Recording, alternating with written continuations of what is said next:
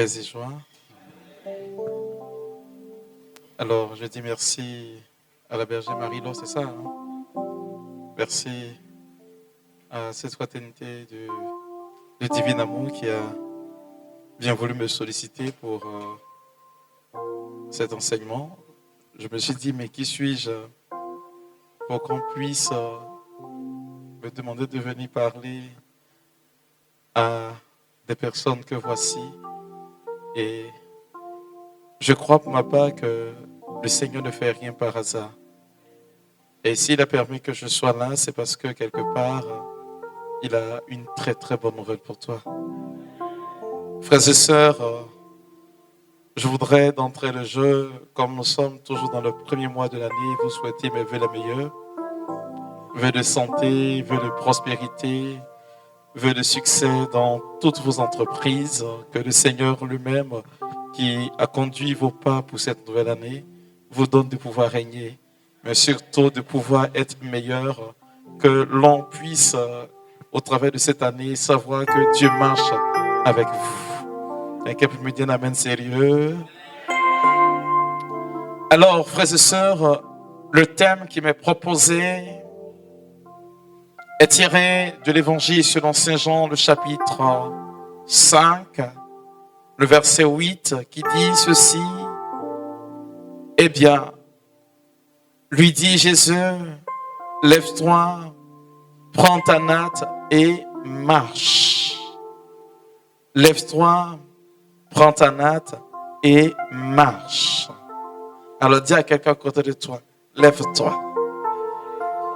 Prends ton baluchon. Prends ta natte. Prends ton lit. Et puis marche.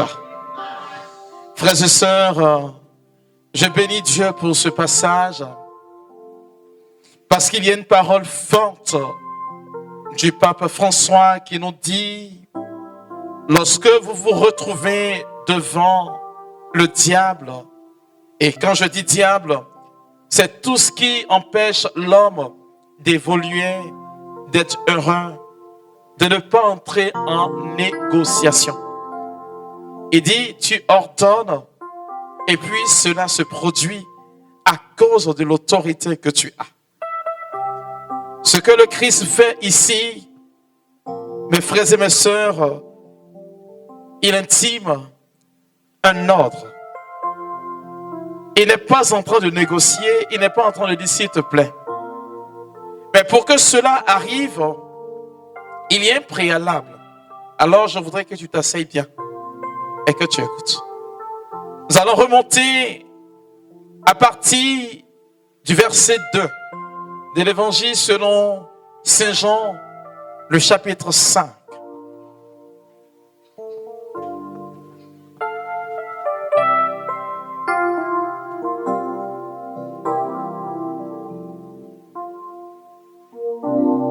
Jean le chapitre 2, Jean le chapitre 5, à partir du verset 2. Nous allons essayer de descendre pour comprendre ce que Dieu nous dit, parce que pour beaucoup aujourd'hui, le miracle, il est commandé. Pour que Dieu puisse guérir une personne, on a l'impression qu'il faut savoir prier. C'est pas forcément juste. Ce n'est pas la prière qui attise le miracle dans la vie d'une personne. Il y a les circonstances qui créent ce que nous appelons la grâce, qui attire la grâce.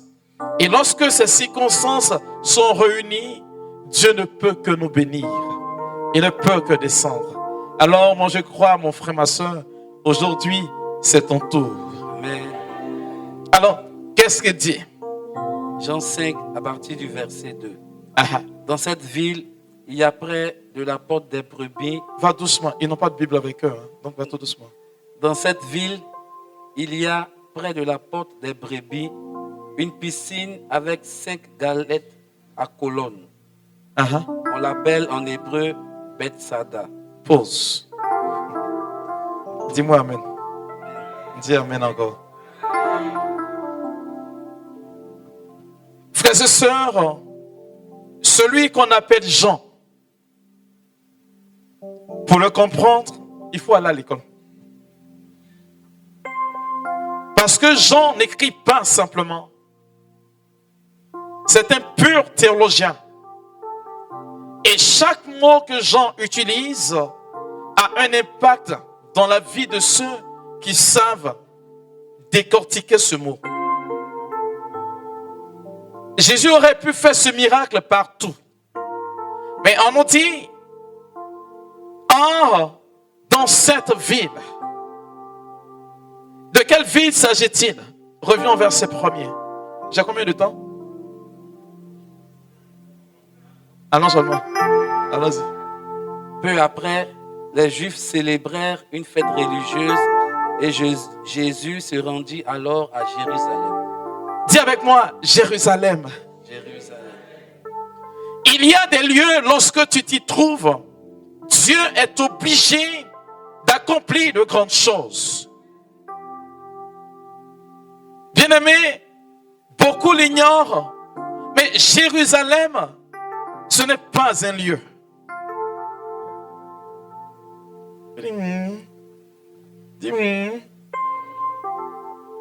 Jérusalem n'a jamais été un lieu. Jérusalem, c'est un état. C'est une circonstance. C'est pourquoi on nous parlera de la Jérusalem céleste.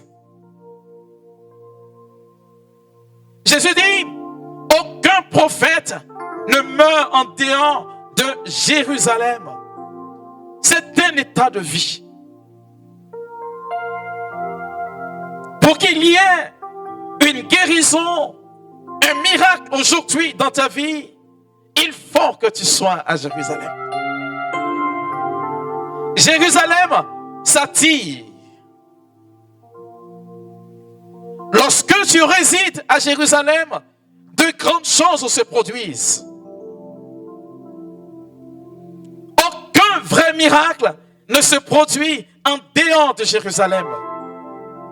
Moi, je crois qu'en m'entendant parler, tu te trouves à Jérusalem. Mais ce qui est le plus important, c'est ce qui se déroule à Jérusalem.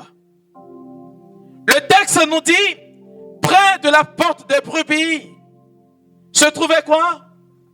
Une piscine. On appelle la piscine comment? Bethsaida. Bethsaida.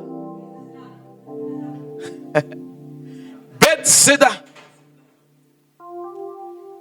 Je veux que quelqu'un s'asseye bien. Parce que Dieu ne commande pas de miracle. Je l'ai dit, c'est l'État qui crée le miracle. Et Bethsaida n'est pas donné gratuitement.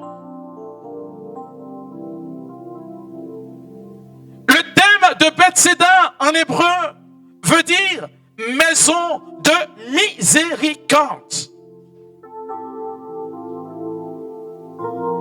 Il ne peut pas exister de miracle en dehors de la miséricorde. Parce que la miséricorde, c'est le cœur de Dieu qui se déploie. Vous ne trouverez jamais Dieu accomplir un miracle si son cœur n'est pas en émotion. Alléluia. C'est pourquoi, là où Jésus se trouve, on nous dit, il y a une piscine qui s'appelle Maison de Bethsaida. Maison de miséricorde. Alléluia. Le miracle intervient là où se trouve la miséricorde. Dieu qui tend sa corde dans notre misère. Oh, la miséricorde de Dieu, frères et sœurs, se déploie pour des personnes faibles. Ces personnes qui n'ont plus de recours. Ces personnes qui ne savent plus à quel sens se vouer. Voilà ceux pour qui Dieu déploie sa miséricorde. Et on m'a dit, c'est une piscine qui porte le nom de Bethsaida. C'est dit, maison de la miséricorde. Autrement dit, tu ne peux pas arriver là-bas sans rencontrer Dieu. C'est le lieu où Dieu habite. L'état des malades crée automatiquement la présence de Dieu. Je me rappelle, on m'avait invité un jour pour une messe. Un dimanche soir, sur une paroisse. Un ami me demandait de venir le soutenir et inciter les fidèles de sa paroisse à l'achat d'un ostensoir. Lorsque nous étions dans la procession, je voyais une petite fille âgée de 10 à 11 ans qui marchait difficilement avec une béquille, mais accompagnée de son petit frère. Je la regardais et mes larmes ont commencé à couler. Je ne comprenais pas pourquoi. Et je disais à Dieu, comment tu peux permettre qu'une petite fille ainsi puisse marcher avec une béquille? Pourquoi, Dieu? S'il te plaît, fais quelque chose. Je ne sais pas à quel moment, mais il faut faire quelque chose. Et mon ami me regardait et dit, mais qu'est-ce que tu as? J'ai pas osé lui dire. Nous sommes partis pour la messe. Et à la fin de la messe, j'ai demandé aux personnes qui pouvaient donner un montant, c'était un montant de venir. J'ai commencé par un certain montant et j'ai vu que la petite fille s'est levée. Quand elle est venue, je lui ai dit, tu es venu faire une offrande? Elle dit oui. Qui t'a donné cet argent? Elle dit, c'est mon argent. C'est l'argent que papa m'a remis. Et je lui ai dit, sans réfléchir, sans consulter Dieu, je ne savais même pas ce que Dieu allait faire.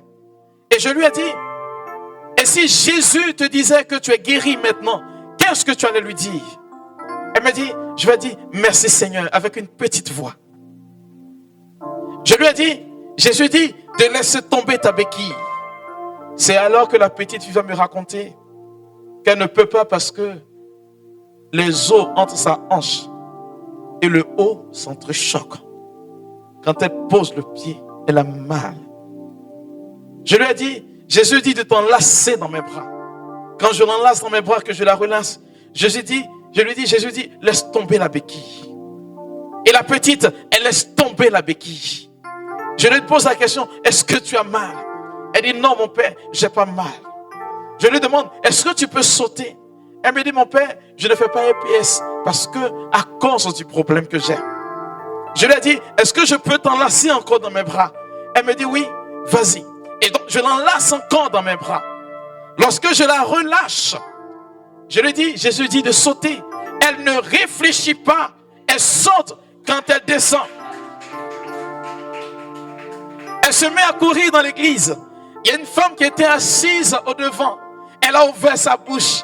Elle me dit, je lui pose la question, madame, qu'y a-t-il? Elle dit, je pensais que c'était dans des films qu'on voyait ce genre de choses. Je lui ai dit, mon Jésus, il ne fait pas de cinéma. Il n'est pas cinéaste. Il accomplit les miracles. Après, j'ai interrogé Dieu. Je lui ai dit, pourquoi tu ne m'as pas dit que la petite devait guérir?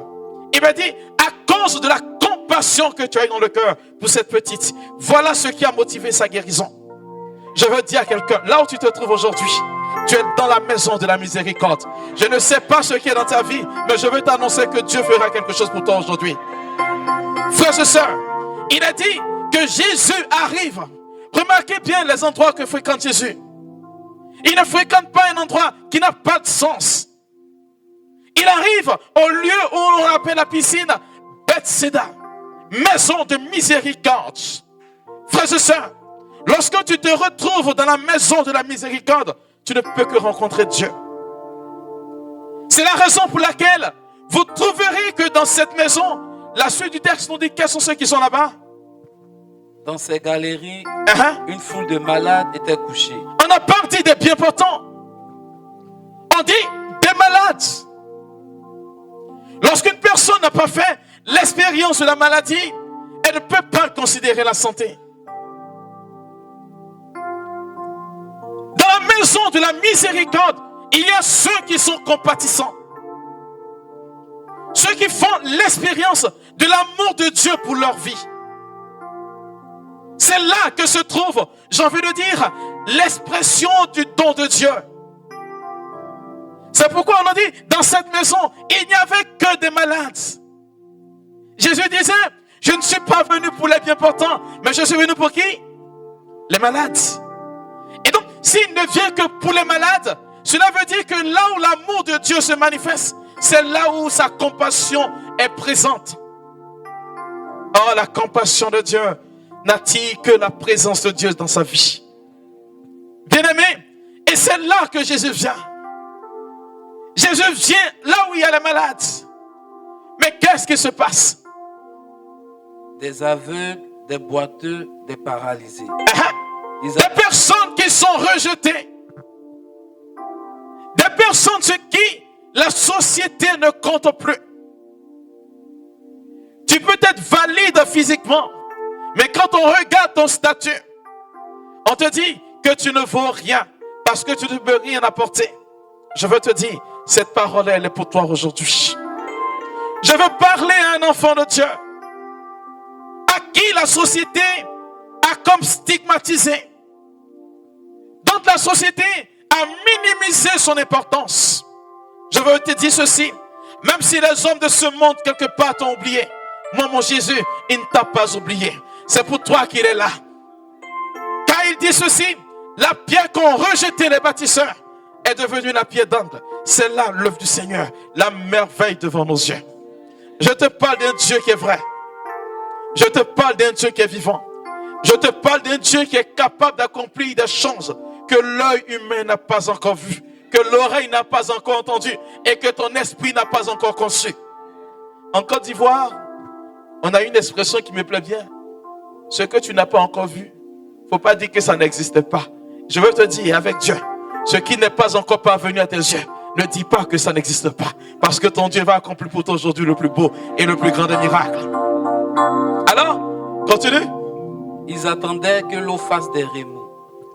Car un ange du Seigneur descendait à certains moments dans la piscine et agitait l'eau. Le premier malade qui descendait dans l'eau ainsi agité était guéri. Regardez comment se déploie la miséricorde de Dieu. Regardez comment Dieu fait. Même en son absence, il déploie un ange pour signifier sa présence. Mais en réalité, ce que Jean ne nous dit pas, ce que Jean n'exprime pas, c'est pas que ces malades qui descendent dans l'eau ne guérissent pas, mais c'est parce qu'ils n'ont pas la foi. Ils ne croient pas. La miséricorde de Dieu, mes frères et mes sœurs, se déploie pour ceux et celles qui croient en Dieu. Dans l'évangile selon Saint Marc, la Bible nous enseigne ceci. Alors que Jésus et ses disciples marchaient, il a eu faim. Il est allé cueillir des figues sur un figuier et il n'y en avait pas. La Bible m'enseigne ceci, que Jésus a maudit le figuier. Le lendemain matin, passant leur chemin, Pierre remarque que le figuier avait séché. Jésus lui dit, il dit à Jésus, Maître, ce que tu as maudit là, il est devenu sec. Parce que c'est inadmissible pour Dieu que lui, Jésus, il ait faim et qu'il n'y ait pas de nourriture pour lui. Je veux dire à quelqu'un, celui qui a foi en Dieu, il n'y a pas de période de fécondité et de période de sécheresse. Toutes les périodes sont des périodes de fécondité pour lui. C'est la foi qui attise la faveur de Dieu. Lorsque tu crois, la miséricorde de Dieu se déploie. Et il n'y a pas de moment, il n'y a pas d'heure, il n'y a pas de jour où Dieu est censé faire un miracle et où il est censé ne pas faire le miracle. Là où il y a la foi, la miséricorde de Dieu se déploie. Or, là où la miséricorde de Dieu se déploie, la grâce de Dieu atteint ses enfants. En réalité, frères et sœurs, ce que Jean est en train de nous dire, lorsque tu as la foi, il y a un phénomène qui se passe.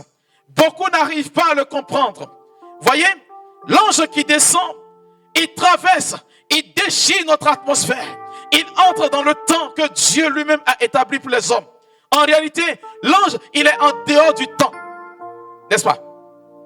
Oh oh.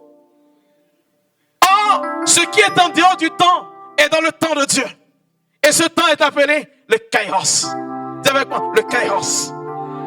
Ce qui est fabuleux, c'est que lorsque Dieu déchire le temps, quand le Kairos entre dans le Chronos, il y a un bouleversement chronologique. Il y a des choses qui ne peuvent plus rester stables parce qu'il y a quelque chose d'anormal qui est rentré dans le normal. Voilà, quand la foi se déploie, Dieu fait intervenir sa présence. Et le temps de Dieu qui entre dans ton temps crée ce que les hommes n'ont jamais vu. Le miracle se produit pour toi. Je veux annoncer à quelqu'un en cette soirée. Des gens vont venir de partout pour demander, mais d'où est-ce que tu viens? Qu'est-ce qui s'est passé? Parce que le changement s'est produit. Le Dieu que nous servons est un Dieu qui réagit promptement. Et il agit pour ceux et celles qui aujourd'hui croient en lui.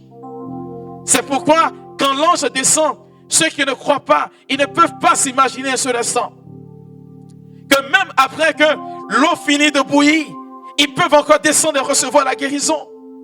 Ils n'ont pas conscience que la miséricorde de Dieu est un puits sans fond. Ils ne savent pas que là où ils se trouvent, il suffit d'y croire. Et quand tu descends, Dieu accomplit. Frères et sœurs, il y a des choses qui sont définies par les hommes et donc limitées. Mais quand c'est défini par Dieu, il n'y a pas de limite. Je veux dire à quelqu'un, le Seigneur va te donner l'occasion de repousser les limites de ta vie. Ce que ta main n'a pas pu atteindre, Dieu va te l'accorder aujourd'hui. C'est pourquoi on nous dit, quand l'ange descend, l'on remue. Quand l'on remue, celui qui descend en première position, il est guéri. À supposer que 10 personnes descendent en même temps, ils seront tous guéris parce qu'ils auront la foi. Mais ils oublient qu'il y a un Dieu, quand il veut faire quelque chose pour toi, il défie les lois de la gravité. Il défie les lois du temps. Il défie les lois de l'univers. Parce qu'il vient pour courir et sauver son enfant que tu es. Quelqu'un peut me dire un amen sérieux? Continue. Il y avait là un homme malade depuis 38 ans. Waouh, faut dire waouh. Waouh. Faut dire waouh. On n'a pas dit 38 mois. On n'a pas dit 38 jours. Ça fait une génération de vie, au moins. 38 ans. Supporter le poids de la maladie pendant 38 ans. Je veux te poser une seule question. Est-ce que tu sais que le Dieu que tu adores, il n'est pas méchant? Est-ce que tu sais que le Dieu que tu adores, il est gentil? Je veux annoncer à quelqu'un.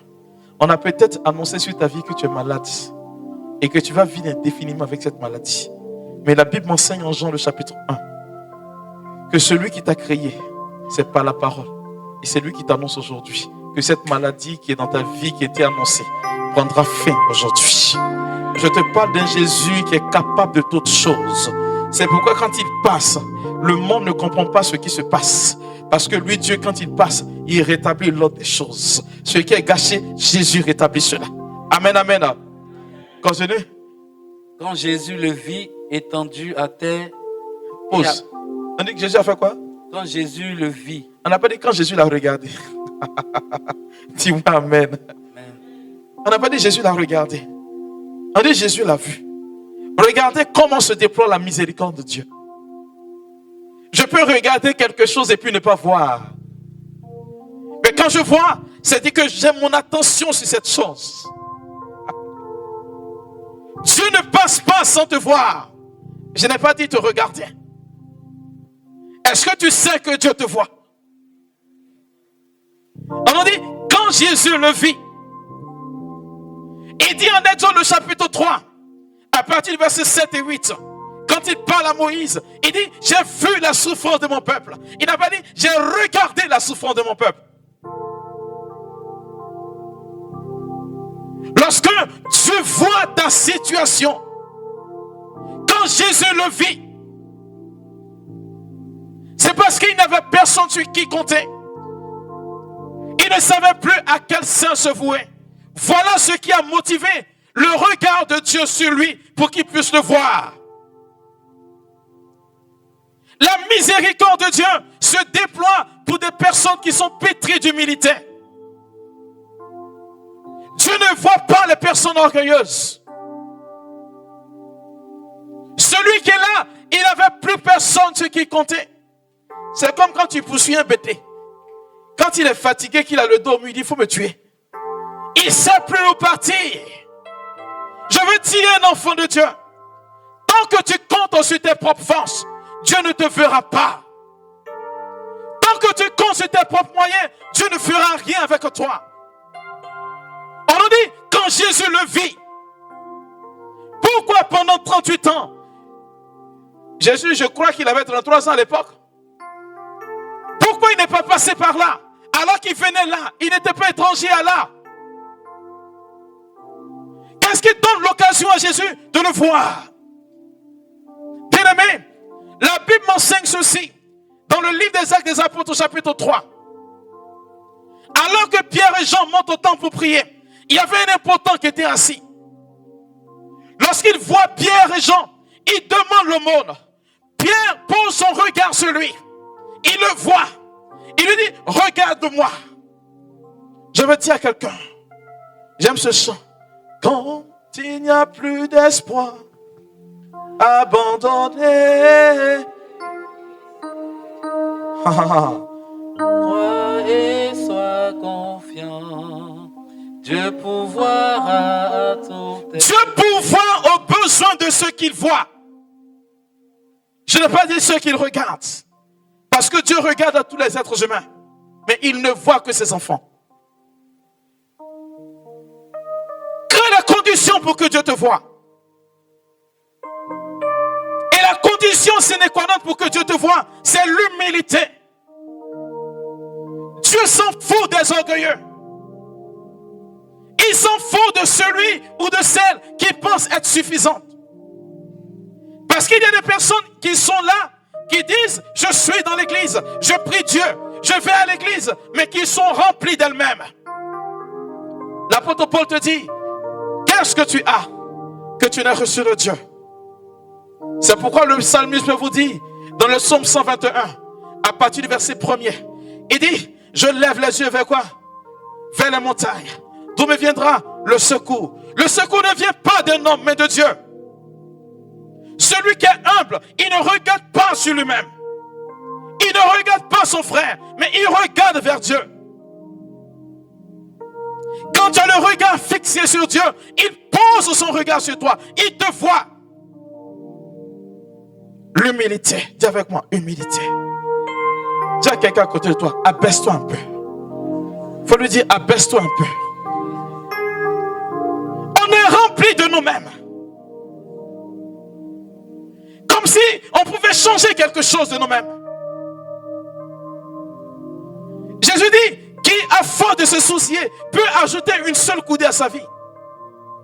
Il y a des personnes, quand elles te parlent, tu vas te laver, tu vas te relaver, tu ne seras pas propre. Tu me connais, tu sais qui je suis. Aïe, ta vie ne tient qu'à un seul fil. Voyez, il y a cette anecdote que j'aime. Un monsieur qui s'est retrouvé en Europe avec sa famille à table.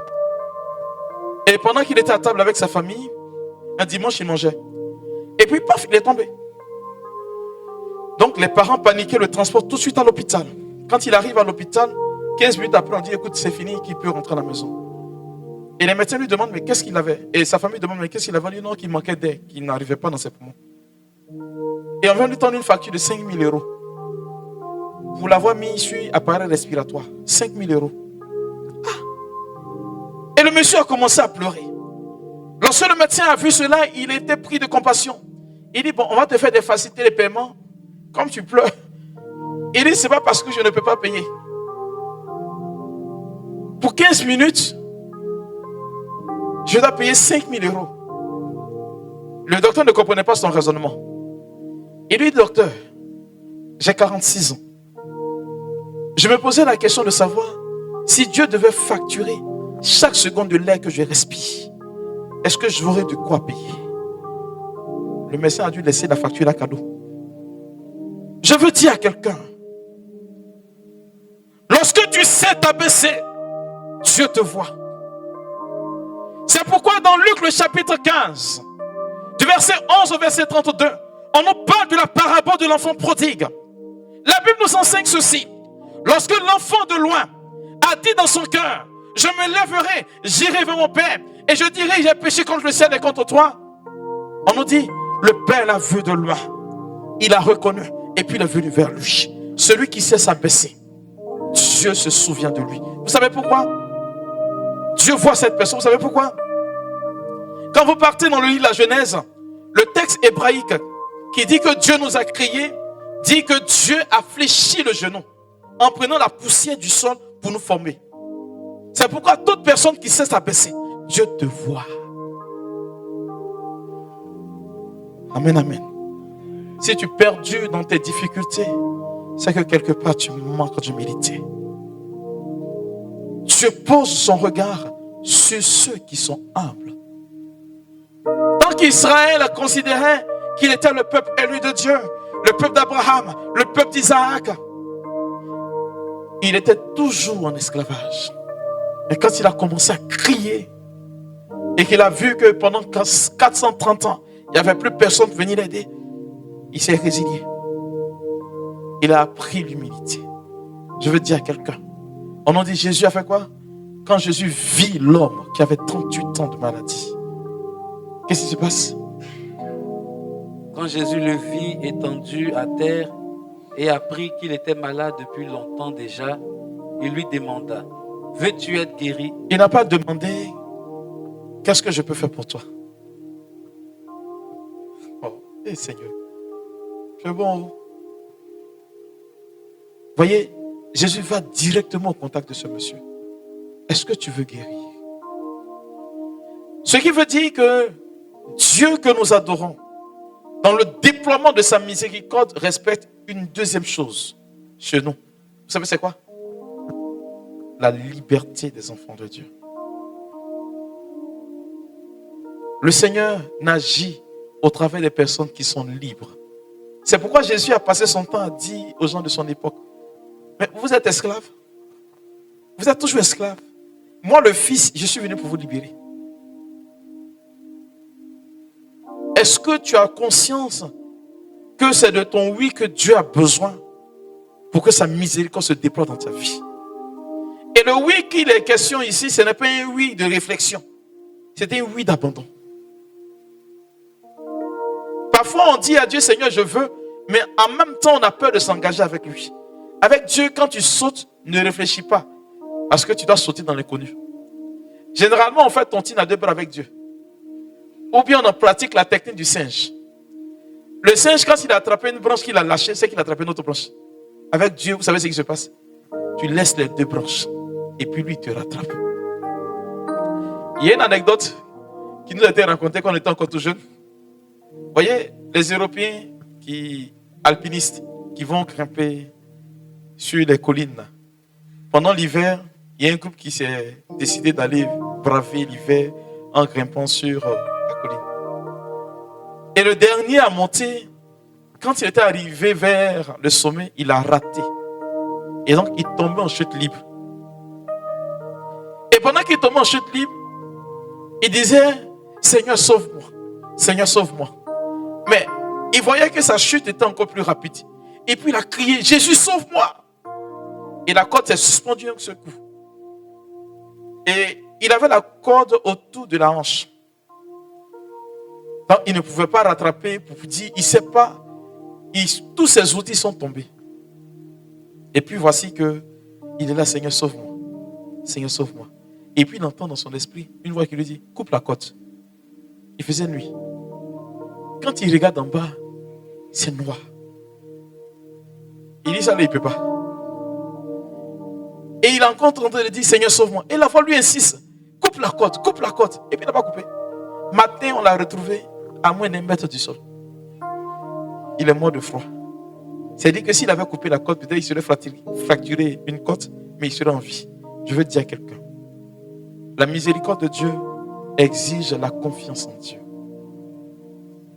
Sa miséricorde se déploie pour ceux qui ont confiance en lui.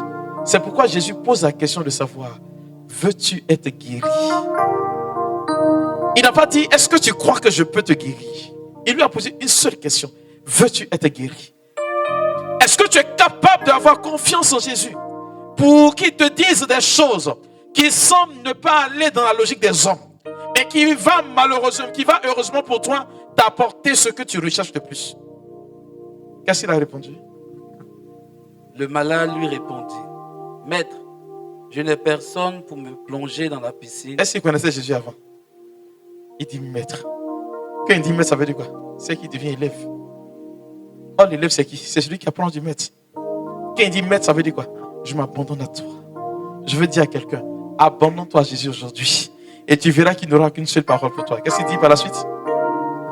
Je n'ai personne pour me plonger dans la piscine quand l'eau est agitée. Pendant que j'essaie d'y aller, un autre y descend avant moi. Jésus lui dit, lève-toi. Lève-toi. Prends ta natte et marche. Prends ta natte et marche. Voici la parole pour toi. Lève-toi.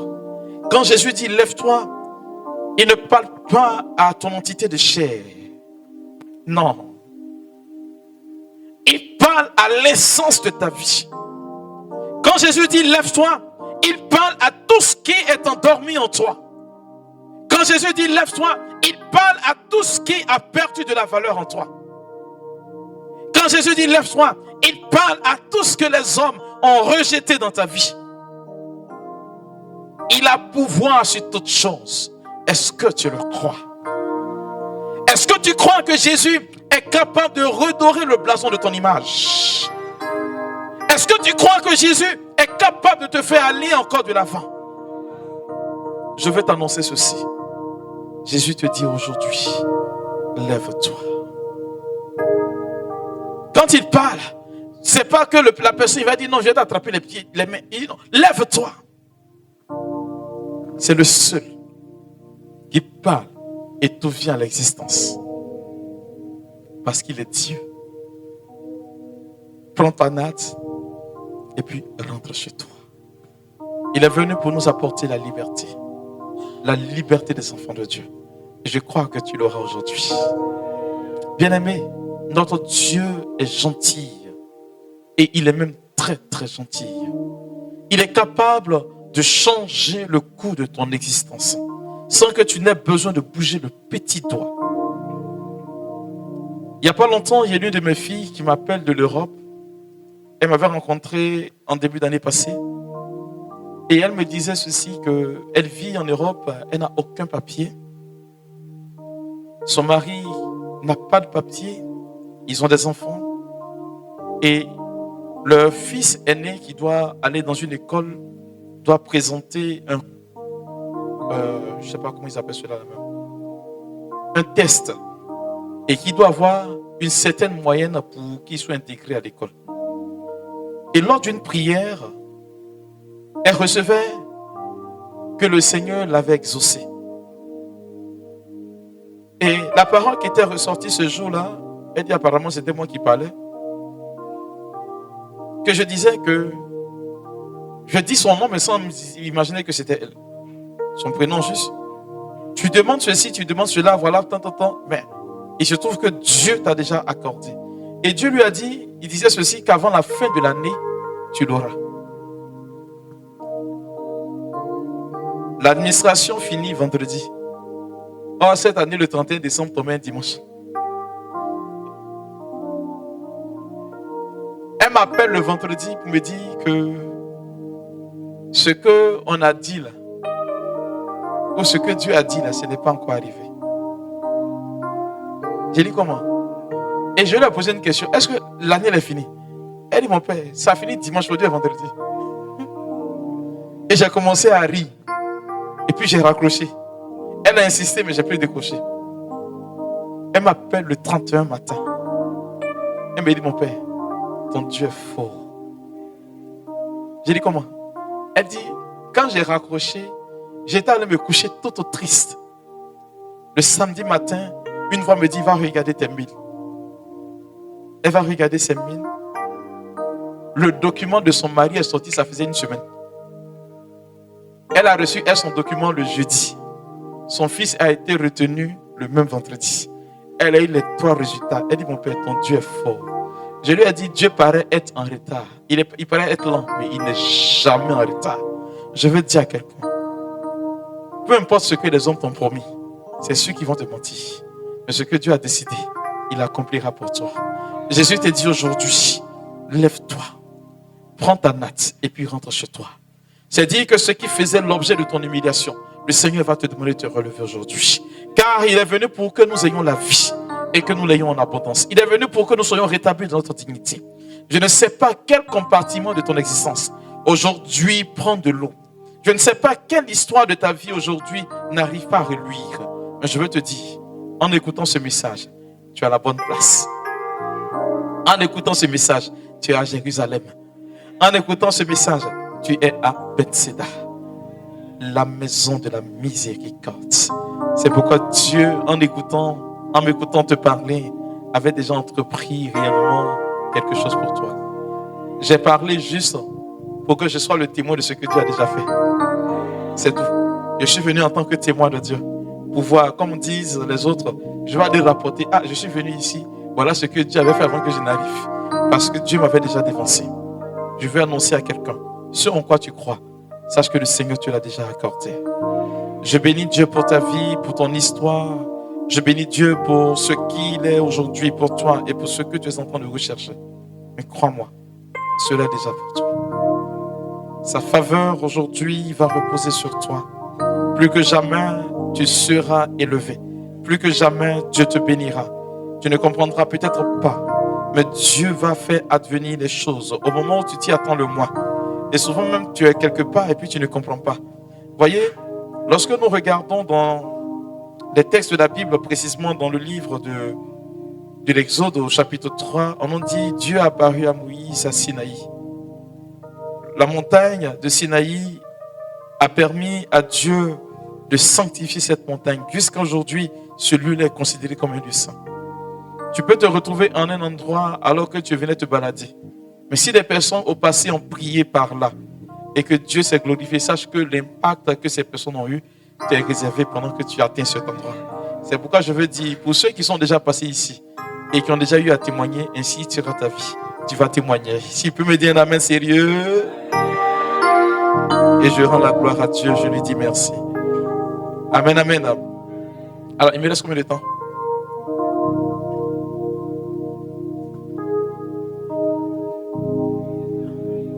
Jusqu'à 21h. Alléluia.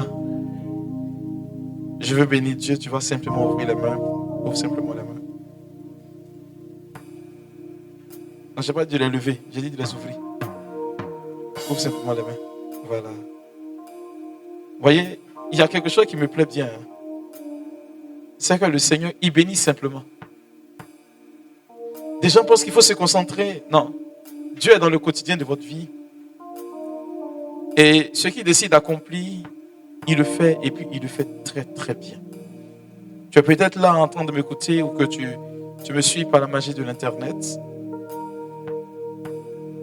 Je veux que tu bénisses Dieu, que tu lui dises merci, simplement. Déjà pour ta vie. Ne force pas surtout. Dis-lui simplement merci. Que ce ne soit pas des paroles qui sortent seulement de tes lèvres, mais que ce soit réellement une action de grâce qui monte depuis ton cœur.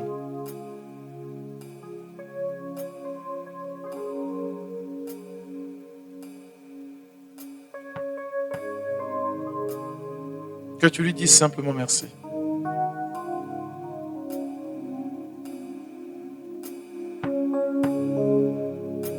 Dieu dit qu'il veut sentir que tu es en train de lui dire merci.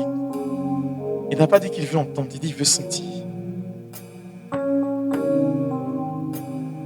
Il veut que tu fasses fi un tant soit peu de ce que tu vis comme situation.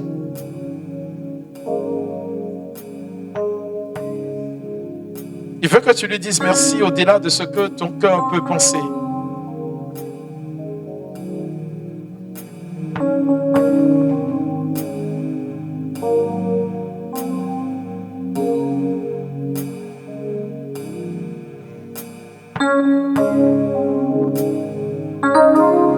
La Bible enseigne que Dieu donne quand il veut, comme il le veut et où il le veut.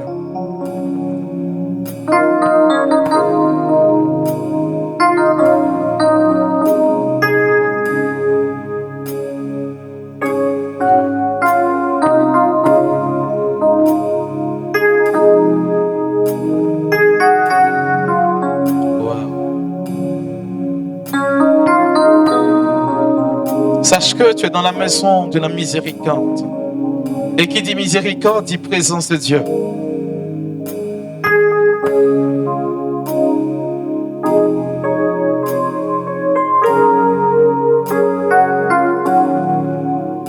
Jésus dit, nul ne vient à moi sans que le Père ne l'attire vers moi.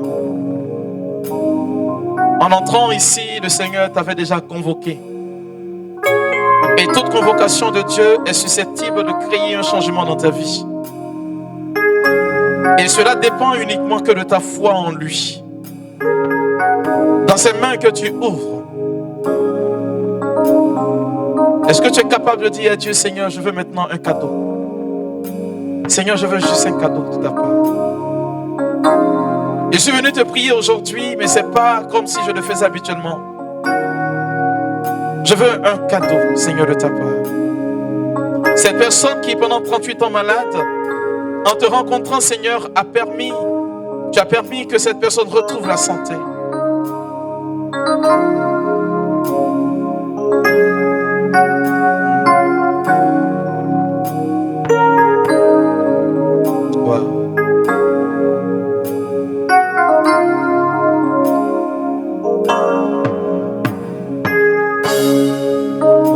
Dieu est fidèle et son amour est incommensurable. Il a commencé déjà à établir son règne et sa puissance dans votre vie. Certainement que vous n'en ressentez pas les effets, mais Dieu a commencé, croyez-moi, à visiter chacune de vos vies. Et même qu'il part au-delà de votre vie, il va jusque dans le tréfonds de votre existence. Sa grâce est mémorable. Après ce temps de prière, beaucoup parmi vous vont se souvenir de ce jour. Parce que Dieu va honorer son nom dans votre vie. En plus de vous visiter, il va occasionner ce que moi j'appelle un changement. Et ce changement, mes frères et mes sœurs, il est là. Regarde, ta grâce est en cours de téléchargement. Pendant que tu ouvres les mains, ce que je reçois clairement dans mon esprit, est-ce que tu peux porter? Est-ce que tu peux supporter ce que Dieu te donne maintenant? Est-ce que tu penses pouvoir tenir entre tes mains cette grâce est incommensurable que le Seigneur est en train de déposer en tes mains? Je ne sais pas ce pourquoi tu es venu, mais une chose est certaine, Dieu est fidèle. Et sa bonté qui surpasse toute réalité est en train de visiter ta vie maintenant. Oh my God.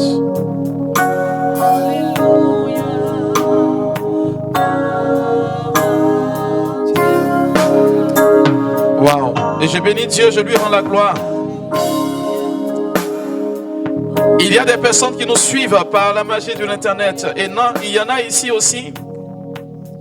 Ce que je reçois clairement dans mon esprit, c'est que le Seigneur me charge de vous dire que le manteau de l'humiliation, il est en train de le retirer.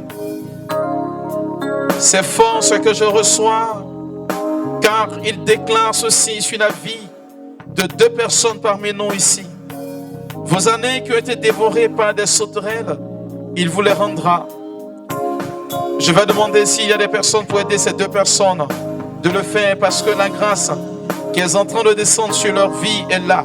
Je vous à la maison, je vous demande d'être assez vigilants, parce que j'adore un Dieu qui est capable de toutes choses, un Dieu qui élève, un Dieu qui restaure, un Dieu qui bénit.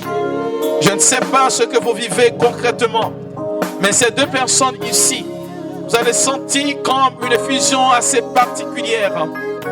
Vous allez sentir comme la main de Dieu se poser sur votre tête. Et c'est ce qui est en train d'arriver.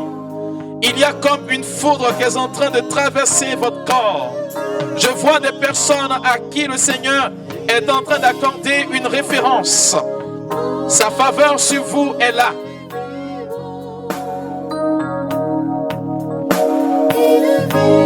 Charao kenterebe kintoromo. Bonmoro shairi kintamama.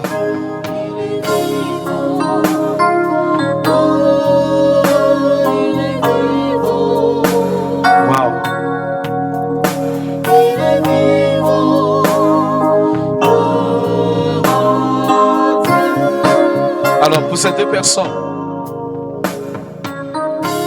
Le Seigneur dit, ça est là, c'est pour toi. Est-ce que tu peux tenir maintenant? Est-ce que tu penses pouvoir tenir? Je vais demander de les aider parce que ces personnes ne pourront pas supporter. Ici, là, pendant que je reçois cette grâce particulière, vous allez ressentir dans vos mains comme un changement. Ce que le Seigneur est en train de vous donner est plus que ce que vous n'osez demander parce qu'il est un Dieu qui est gentil. Et sa gentillesse aujourd'hui est inégalable. Regarde, c'est pour toi, dit le Seigneur. Ma grâce aujourd'hui débordera dans ta vie. Regarde, il déclare ceci, que c'est pour toi aujourd'hui et demain. Je suis le Dieu qui console, je suis le Dieu qui élève. Sache que j'ai béni ta vie bien avant que tu ne sois là, bien avant que tu ne viennes aujourd'hui. J'ai porté mon choix sur ta vie, j'ai porté mon choix sur ton être.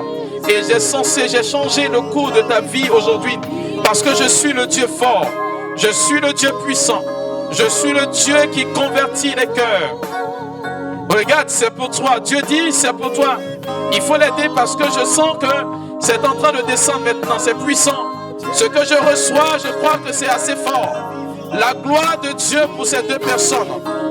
Dieu est en train de porter un changement à ta vie. Il dit, c'est arrivé. Et le temps de l'exaucement pour toi est là. Seigneur, merci, merci, merci Jésus. Ces deux personnes ne pourront pas tenir. Regardez, sa gloire est en train de visiter ces deux personnes. Ce n'est pas une question de dire je vais tenir. C'est une question de dire le Seigneur est en train de te moindre. Je vois comme une couronne sur leur tête. Dieu dit, c'est là maintenant. Le lieu du changement, le lieu de l'élévation, le lieu de la grâce. Il dit, c'est sur toi. Reçois maintenant. Réma.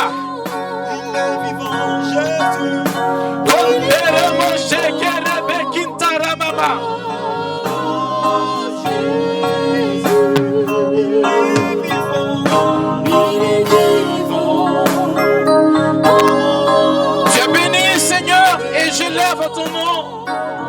Tu touches qui tu veux, quand tu veux et comme tu le veux. Tu changes où tu veux et comme tu veux. Rien, Seigneur, n'égale à ta puissance. Tu as dit à ce malade, lève-toi, prends ta natte et rentre chez toi. C'est toi qui me restaure. C'est toi qui me fait changer. C'est toi qui me donne de marcher, Seigneur. Et je crois aujourd'hui que tu es capable de changer beaucoup de choses. Merci de faire du bien. Merci d'apporter ce changement. Merci de renouveler toutes choses.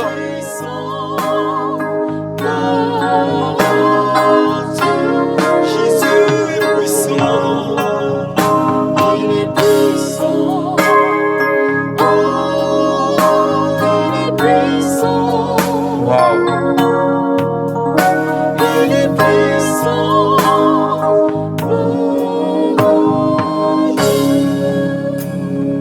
Il y a une personne qui prie parmi nous ici. Et je vois dans mon esprit 5 personnes qui nous suivent par la magie de l'Internet. Vous étiez des personnes assez influentes pour votre famille. Vous aviez de l'aura et vous sentiez que toutes les grâces qui étaient sur vous rejaillissaient aussi sur les autres membres de la famille. Et depuis que vous avez connu comme une chute, tout a commencé à dégringoler dans la famille. Ce que Dieu a établi, l'ennemi ne peut pas l'enlever. Je vois dans mon esprit que le Seigneur est en train de vous accorder cette position nouvelle. C'est précis pour ces 6 personnes que je vois maintenant. Ça peut aller au-delà, mais ces 6 personnes, 5 qui nous suivent et une personne ici, en présentiel.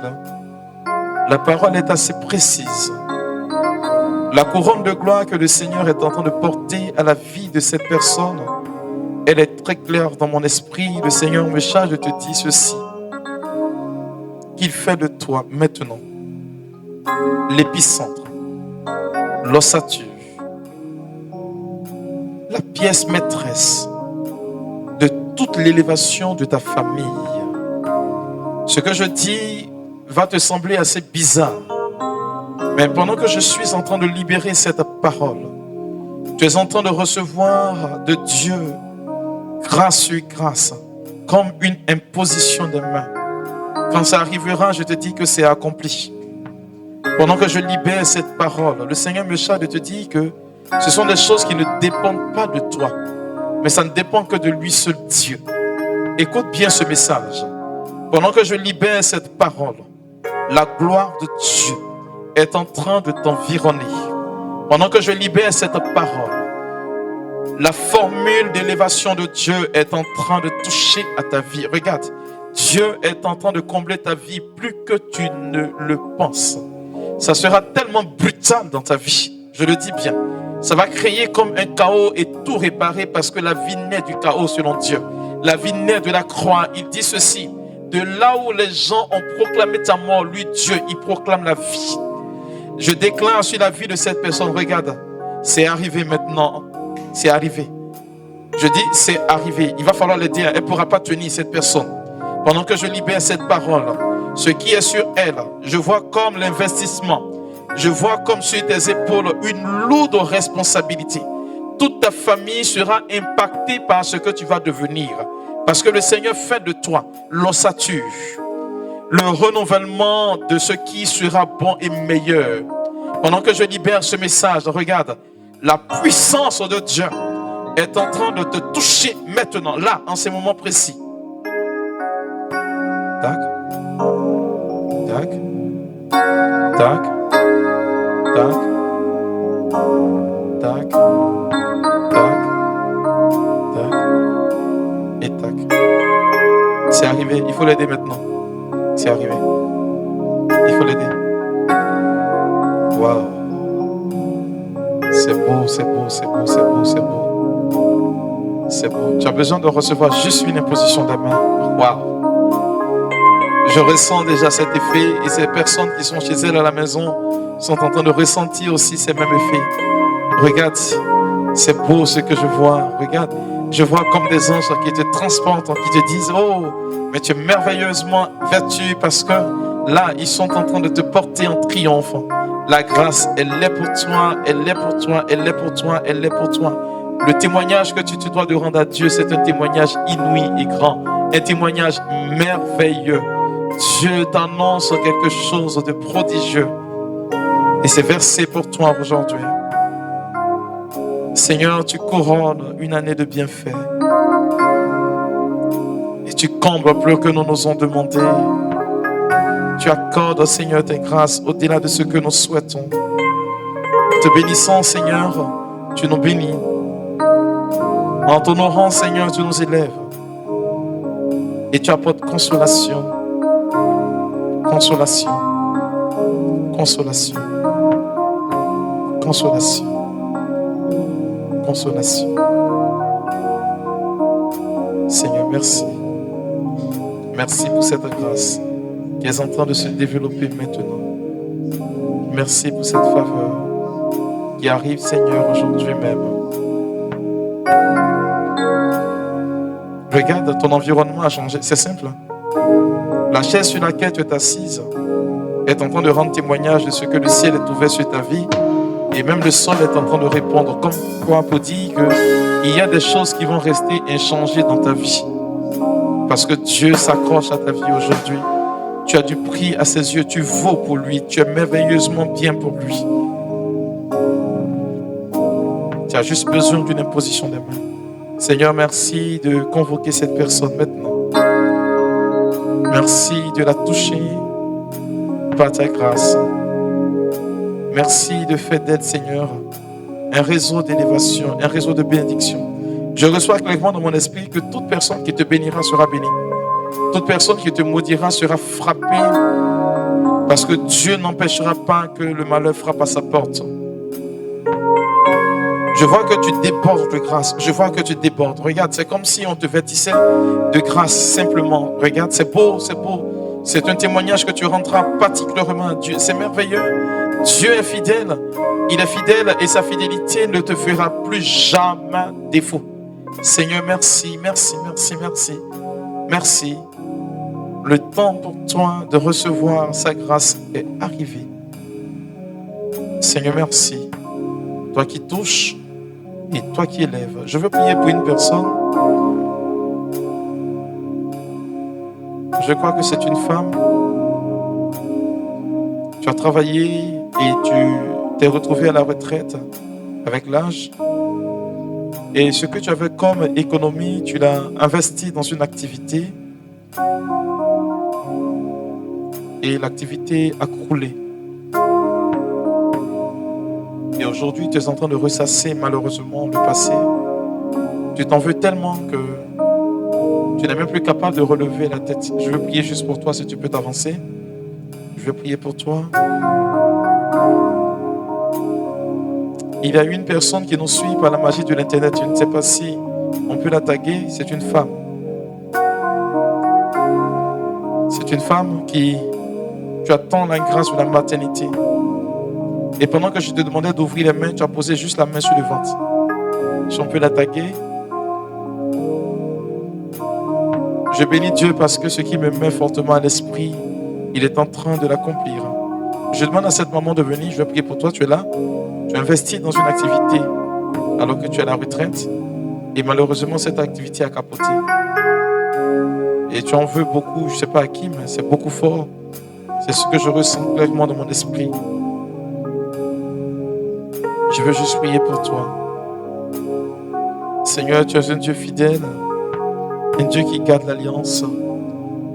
Un Dieu dont la miséricorde est inouïe. On ne peut pas dire autre chose que de te dire merci pour l'œuvre de l'Esprit que tu manifestes dans notre vie. Merci pour cette sagesse. Merci pour cette puissance. Merci pour cette autorité. Merci pour cette faveur. Merci Jésus. Voilà.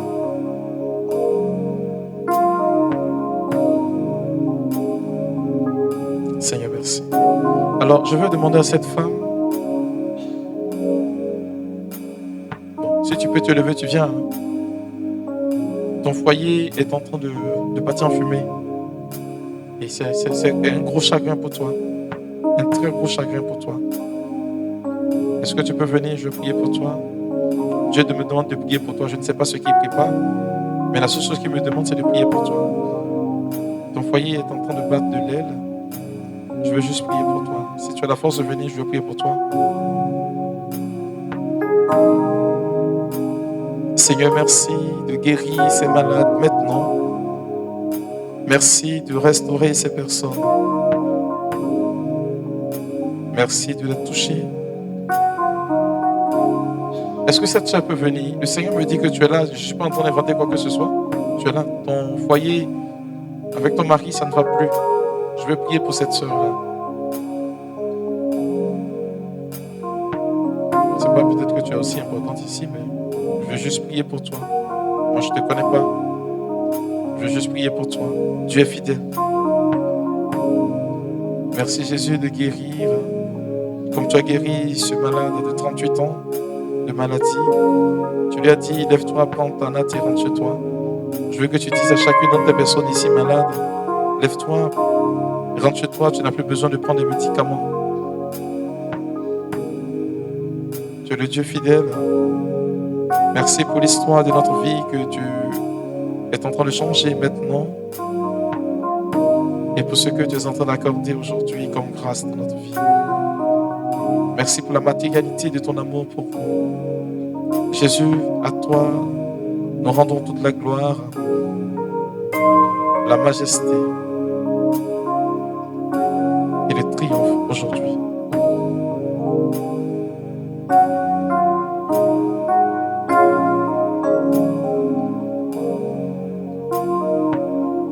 Seigneur, merci. Est-ce que quelqu'un peut me dire Amen fort? Et tu vas acclamer puissamment Jésus-Christ de Nazareth.